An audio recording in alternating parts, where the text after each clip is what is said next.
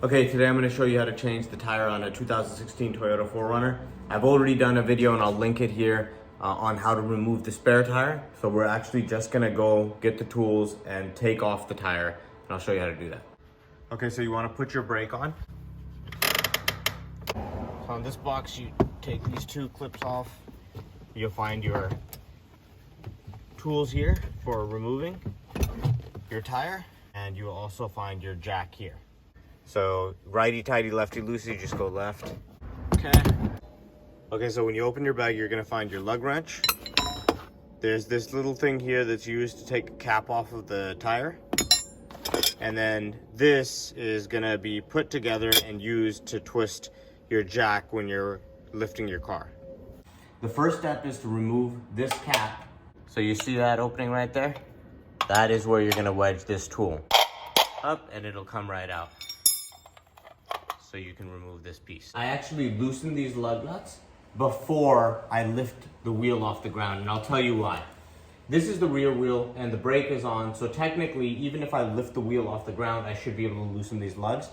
But if you were doing the front wheel, for example, and you were trying to loosen the lugs and the wheel's already off the ground, you're gonna find that likely it's just gonna keep spinning.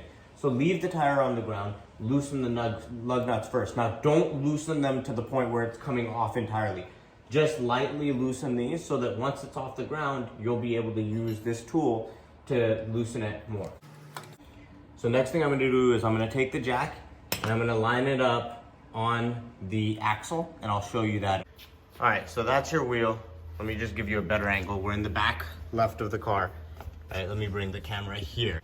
So we've got the jack lined up, right? And it's just sitting on the axle. And you see here that I have the loop right here facing out where I can reach it, because I'm gonna need to connect this tool, and then I'm also gonna connect this tool so that I can twist this easily.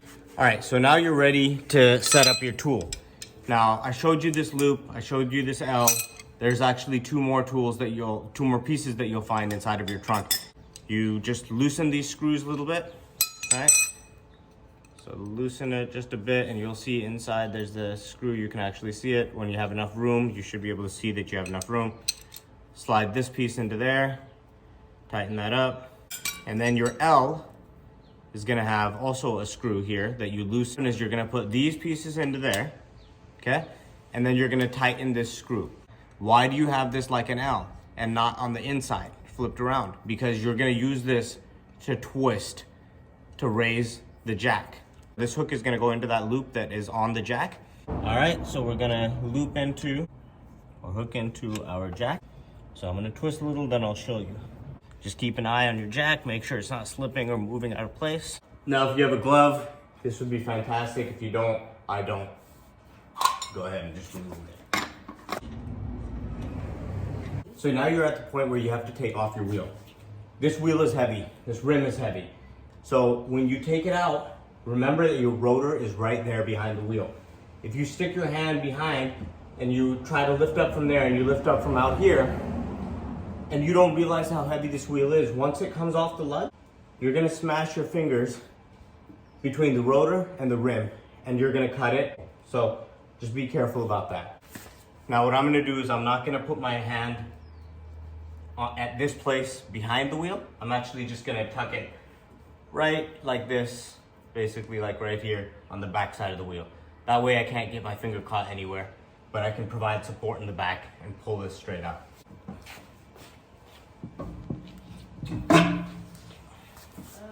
All right, so that takes the wheel off. So then you bring up your new wheel.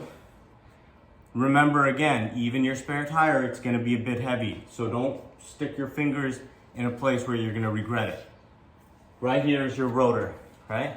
This is what I'm talking about. If you had taken this out and put your hands here on the back side of the wheel and slid it back in here, if it slipped at all, your finger would be here and the rim would be right on top. Now line up your screws, right? You can see that you have 6 bolts and you have 6 openings. So you just line it up so that you can get the wheel back in. All right, so I brought it really close to the car. I'm gonna lift up with my feet and I'm gonna put this put the rim back onto the wheel well. see that? So I used all the power just in my legs. I used my hands to line up the bolts, and then I put this in. Now I'm ready to put my lugs back on. You can't screw these screws in if the rim is sitting on the lug. You see this gap, this opening here? It's perfectly open so that this can fit in it.